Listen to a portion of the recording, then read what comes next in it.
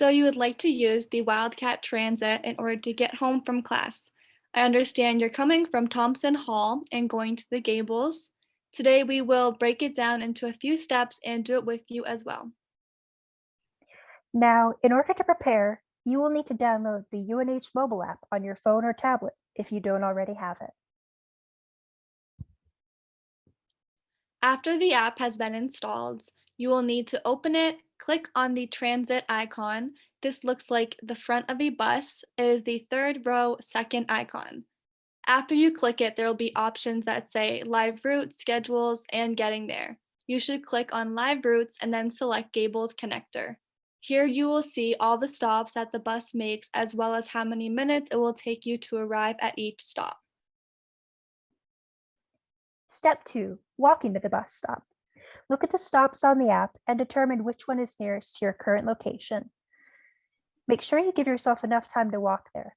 If you don't have enough time, pick a different stop to walk to or be ready to wait a little longer for the next bus.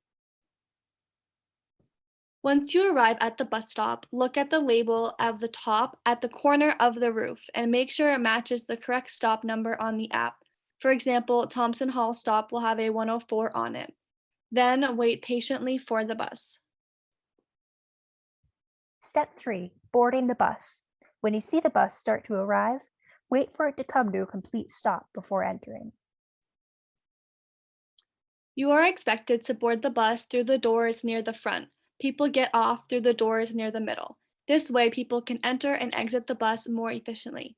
Make sure you're looking where you are stepping due to the big space between the bus and the sidewalk.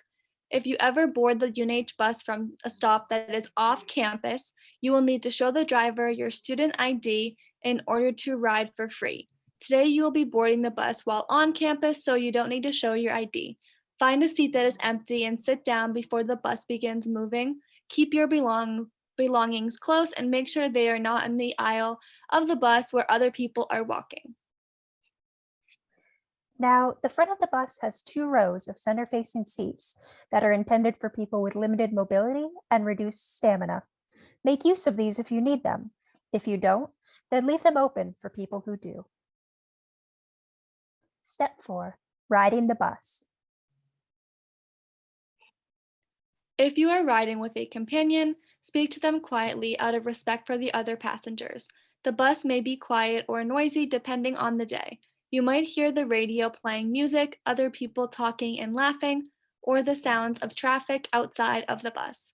Be sure to listen to the overhead speaker because they will announce what stop is coming up next.